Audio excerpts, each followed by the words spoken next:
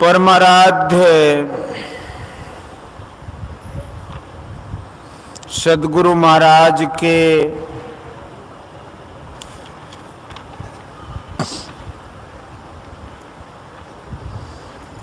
प्रवचन का पाठ महर्षि में ही सत्संग सुधा सागर से प्रवचन संख्या 189 सगुण निर्गुण की महिमा। प्यारे लोगों, ईश्वर स्वरूप के निर्णय के लिए 4 शब्द निर्गुण, सगुण, साकार, निराकार बहुत प्रसिद्ध हैं और लोगों ने इस पर बहुत विचार किया है। गुण का अर्थ है स्वभाव। स्वभाव 3 प्रकार के हैं। एक वह जिससे उत्पत्ति होती है, दूसरे से पालन, तीसरे से विनाश होता है।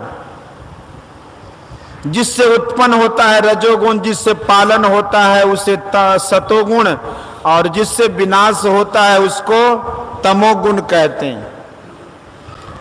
ये तीनों मूल में इस तरह मिले जुले हैं कि उससे भिन्न भिन्न कर कोई वहां अर्थात मूल में जान सके कि यह रजोगुण है या सतोगुण है या तमोगुण है, नहीं होता है। इन्हीं तीनों गुणों के सम्मिश्रण रूप को साम्यावस्था धारिणी मूल, साम्यावस्था धारिणी जड़ात्मिका मूल प्रकृति कहते हैं। इसलिए प्रकृति से जो कुछ बना उसमें तीनों गुणों को देखते हैं। कोई भी ऐसा पदार्थ नहीं है जिसमें ये 3 गुण नहीं हो। मूल में ये 3 नहीं होते तो उसके पसार में ये तीनों कैसे होते? यह प्रकृति ईश्वर की मौज से बनी है।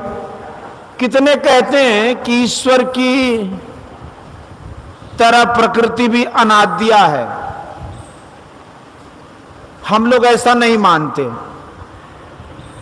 ईश्वर की बनाई हुई प्रकृति है ऐसा हम लोग मानते हैं। स्थान और समय प्रकृति होने पर बनते हैं, इसलिए समय और स्थान का पता नहीं हो सकता बिना प्रकृति के। जहां समय है वहां स्थान है और स्थान जहां है वहां समय है। देश और काल संग संग होते हैं। स्थान के बारे में बोध होता है कि अब या तब बना, किंतु समय का बोध नहीं होता। जब स्थान बना तब काल था। बिना प्रकृति के देश और काल का बनना नहीं होता। प्रकृति से जो बने सबसे पहले देश और काल बने। देश और काल ही माया का पसार है। 3 गुण ईश्वरकृत हैं और इन्हीं तीनों गुणों से युक्त को सगुण कहते हैं और इनसे रहित को निर्गुण कहते हैं। सगुण कहने से निर्गुण का ज्ञान आप ही होता है। सहित कहने से एक ही पदार्थ का बोध नहीं होता, 2 पदार्थ का बोध होता है। सगुण कहने से एक तो वह जो गुण को लिए हो, दूसरा गुण। निर्गुण जब गुण के साथ हुआ तब सगुण हुआ। मूल में निर्गुण है वह सगुण, प्रकृति गुणमय है, इसलिए मूल स्वरूप निर्गुण ही है। सगुण कहते किसको है? संसार बना और ईश्वर उसमें व्यापक रहा। ईश्वर जो व्यापक हुआ वह सगुण ब्रह्म वह सगुण ईश्वर है। ऐसा भी लोग कहते हैं कि यह जो संसार रूप है उसमें जो व्यापक है वह संपूर्ण सगुण ब्रह्म है।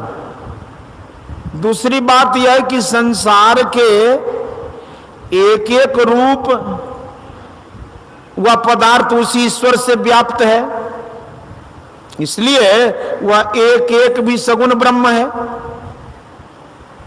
गोस्वामी तुलसीदास जी ने कहा, अचर चर रूप हरि सर्वगत सर्वदा वसत इति वासना धूप दीजे। चर माने जो अपनी चले, और जो अपनी इच्छा से नहीं चले वह अचर है। ये बिल्कुल के बिल्कुल सगुण है। जब सबको ईश्वर का रूप कहते हैं तो जो सबसे विशेष तेजवान हो वह विशेषावतार कहने योग्य है। इसलिए भक्तों ने विशेषावतार को भगवान कहा, जैसे शिव, राम, कृष्ण, भगवती आदि।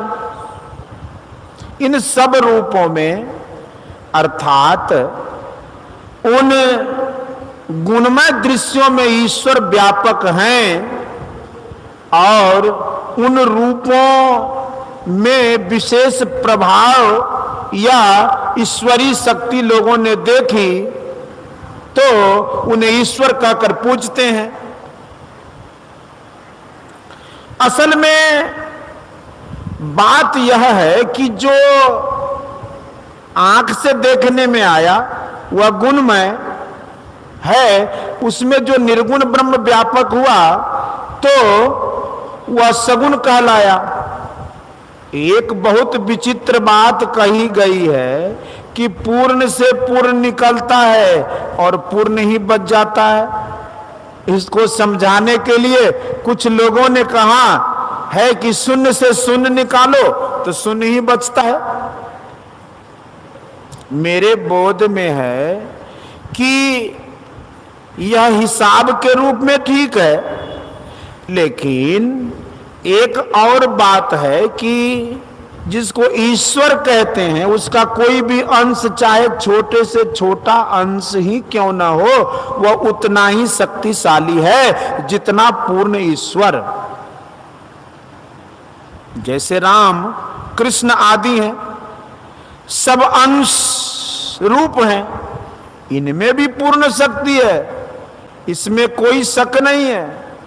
वे इस संसार में आ गए, यद्यपि ज्ञान में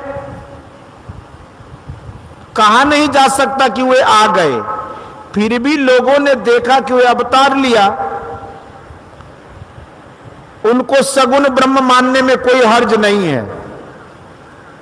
एक तो संपूर्ण प्रकृति मंडल का एक रूप मानिए, उसमें व्यापक सगुण ब्रह्म, और एक एक रूप को अलग अलग मानकर व्यापक मानिए, वह भी सगुण ब्रह्म है। फिर लोगों को शंका होती है कि जिस तरह की शक्ति शिव, राम आदि में प्रकट हुई वह हम लोगों में नहीं है। इन लोगों ने बहुत तप किया, साधन किया। तपबल रचई प्रपंच विधाता, तपबल विष्णु सकल जगत्राता, तपबल शंभु करई संघारा, तपबल शेष धरई मही भारा, तप आधार सब सृष्टि भवानी, अकरही जाय तप अस जिए जानी। रामचरितमानस बालकांड। उनकी शक्ति बढ़ गई। शिव जी ने बड़ी तपस्या की, पार्वती जी ने भी तपस्या की, उनकी शक्ति बढ़ी। शक्ति कैसे बढ़ती है? तंद्रा की हालत में कभी कभी ऐसा होता है कि शरीर कमजोर हो जाता है, पैर उठाना चाहते हैं तो उठता नहीं है, जोर से कोशिश करते करते जग गए तो हाथ पैर हल्के हो जाते हैं। कमजोरी में यह बात होती है। कोई जगता है, अपने को पहचानता है, तब उसकी शक्ति बढ़ती है, भय दूर भागता है, तब वह ईश्वर का भजन करते करते अपने तई का प्रत्यक्ष ज्ञान होता है, फिर सब शक्तियां पूर्ण हो जाती हैं, तब वह ईश्वरत्व को धारण करता है या प्राप्त करता है, और जानत तुम्हें हो जाई को चरितार्थ करता है। हम अपने को बहुत न्यून समझते हैं, यहां भी एक दूसरे को श्रेष्ठ व कनिष्ठ मानते हैं, उम्र के ख्याल से नहीं, ज्ञान के कारण, विद्या के कारण, शरीर बल के कारण आदि।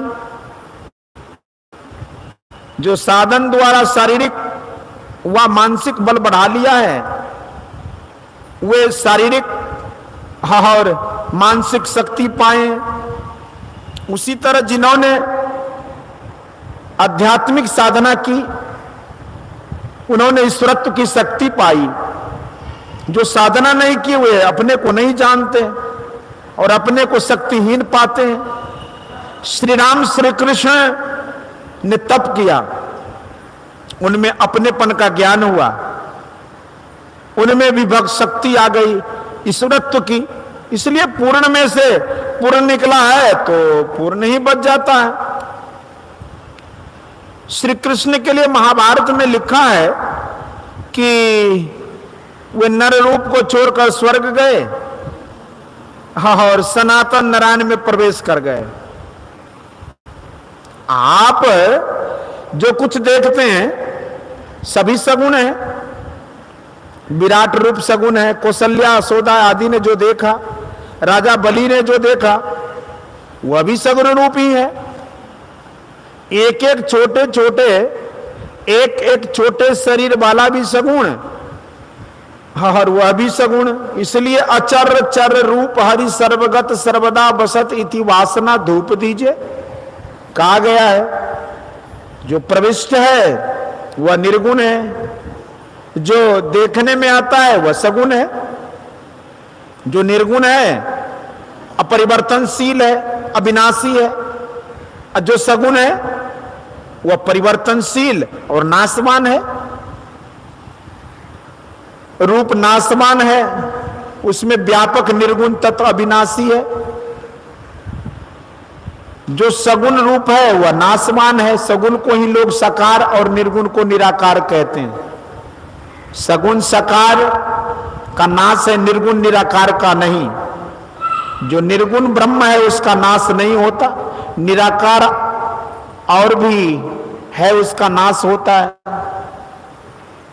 अभी हम लोग बोलते हैं इसका रूप नहीं है, यह सगुण ब्रह्म है, ये सगुण शब्द है, इसका नाश हो जाता है। बाहर के कान से निर्गुण शब्द सुना नहीं जा सकता। फिर स्थूल सूक्ष्म का भेद है। अपने शरीर और इसी संसार को देखते हैं, ये दोनों सगुण है और स्थूल है। इसी तरह बाहर संसार के रस गंध स्पर्श शब्द, इनको देखिए तो दिखाई देने योग्य नहीं है, अदृश्य है, फिर भी सगुण है। इसी तरह स्थूल दृश्य सगुण और स्थूल अदृश्य भी सगुण होता है। स्थूल दृश्य सगुण साकार है और स्थूल अदृश्य सगुण निराकार है। यह दृश्य और अदृश्य दोनों हैं। संसार और शरीर को स्थूल ही स्थूल मानने से नहीं होता। एक मकान बनाने में भी पहले उस मन में बनाते हैं जिसे सूक्ष्म मानना चाहिए। स्थूल सगुण साकार की उपासना आरंभ में लोग करते हैं। ईश्वर का कोई राम में, कोई कृष्ण में, कोई शिव में, कोई शक्ति में मानते हैं। इस तरह कई ईश्वर हो जाते हैं। ईश्वर तो एक ही होना चाहिए। आपस में लोग बहस करते हैं और सांप्रदायिकता का भाव फैलाते हैं। ईश्वर एक हैं, उनके कई रूप हैं, जैसे एक ही आकाश के घटाकाश, मठाकाश आदि रूप। आकाश एक ही रहता है, चाहे घटाकाश मठाकाश कितना भी आप कहें। उसी तरह ईश्वर एक ही है, उनके अनेक नाम रूप हैं। किसी एक रूप से उपासना का आरंभ किया जाता है। कोई समझे कि स्थूल उपासना से उपासना समाप्त हो जाएगी तो वह कम जानता है। इतना कहने में शक नहीं है। केवल स्थूल सकार सगुन में ही लगते हो और सूक्ष्म सगुन की उपासना में नहीं बढ़ते हो तो तुम्हारी शक्ति आगे बढ़ेगी कैसे? ऐसा मानने से ही ईश्वर का पूरा दर्शन हो गया। इसको सिद्ध करना चाहिए। सगुन रूप दर्शन करने से विकार दूर नहीं होता। श्री राम, श्री कृष्ण, शिव जी, देवी आदि के दर्शन से हृदय शुद्ध नहीं होता। शुंभ निशुंभ ने देवी से युद्ध किया। देवी दर्शन होने पर भी हृदय शुद्ध नहीं क्यों नहीं हुआ? इससे जाना जाता है कि इस स्थूल दर्शन से विचार की शुद्धता नहीं होती। माया में भले ही लाभ हो जाए, ईश्वर दर्शन इस आंख से नहीं होता। इस आंख से जो देखोगे वह माया है। ईश्वर को अपने से चेतन आत्मा से जानोगे, शरीर और इंद्रियों के साथ अपूर्ण ज्ञान होता है। इन शरीर इंद्रिय से छूटने पर ज्ञान होता है कि पूर्ण में पे से पूर्ण निकलता है और पूर्ण ही बच जाता है। स्थूल सगुन उपासना के बाद सूक्ष्म सगुन साकार की उपासना करनी चाहिए। मन से सूक्ष्म सगुन साकार बनाया नहीं जा सकता। गुरु युक्ति से इसकी साधना होती है। आगे चलकर सगुण अरूप की उपासना होती है। यही है ऋषि मुनियों का नादानुसंधान। फिर है निर्गुण निराकार उपासना। स्थूल सगुण से लेकर निर्गुण निराकार तक इसी तरह पहुंचा जाता है। दोहाबली में गोस्वामी तुलसीदास जी कहते हैं कि ये निर्गुण नयनन सगुण रसना राम सुनाम मनोपुरट संपुटलसता तुलसी ललित ललाम। पहले सत्संग के द्वारा ज्ञान होता है और साधना करने पर अंदर से इसका ज्ञान होता है। ये निर्गुण नयनन सगुण रसना राम सुनाम मनोपुरट संपुटलसता तुलसी ललित ललाम। गोस्वामी तुलसीदास जी ने ईश्वर को राम कहा है। शिव, देवी, गॉड, अल्लाह कहने से भी ईश्वर ज्ञान में कमी नहीं होती। ईश्वर के लिए एक ही शब्द पर जोर देना सांप्रदायिकता में बरतना है। स्थूल उपासना में जप और देखे हुए रूप का ध्यान किया जाता है। सूक्ष्म सगुण साकार में ऐसा नहीं। उसमें केवल दृष्टि योग अभ्यास द्वारा उसका अभ्यासी दर्शन पाता है। पुनः सगुण निराकार और निर्गुण निराकार उपासना में अंतर्नाद में सूरत को लगाना पड़ता है। साकार, निराकार, निर्गुण और सगुण को जानना चाहिए। ये निर्गुण नैन सगुना रसना राम सुनाम मनोपुरुट संपुट लसता तुलसी ललित ललाम।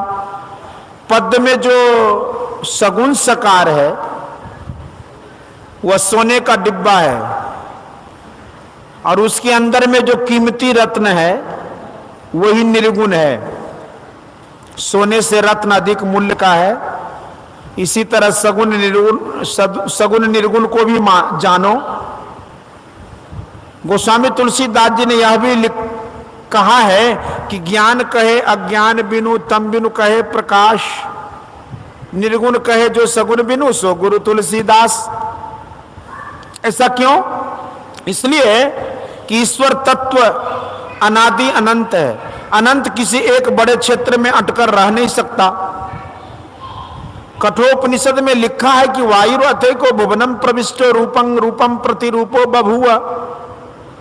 एकस्तथा सर्वभूतांतर आत्मा रूपम रूपम प्रतिरूपो बहिश्च।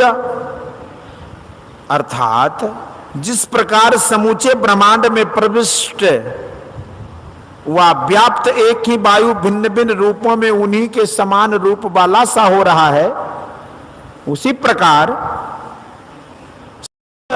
प्राणियों का अंतरात्मा व परब्रह्म भी एक होते हुए भी नाना रूपों में उन्हीं के जैसा रूप वाला तथा उन रूपों से वह बाहर भी है। इस तरह निर्गुण सगुण और निराकार साकार में भेद जानना चाहिए और भेद जान के अपना कल्याण करना चाहिए। बोलिए श्री सद्गुरु महाराज की जय। यह प्रवचन पुरैनिया जिला अंतर्गत श्री संतमत सत्संग मंदिर मधुबनी में दिनांक 30/3/1963 ईस्वी को रात्रिकालीन सत्संग में हुआ था।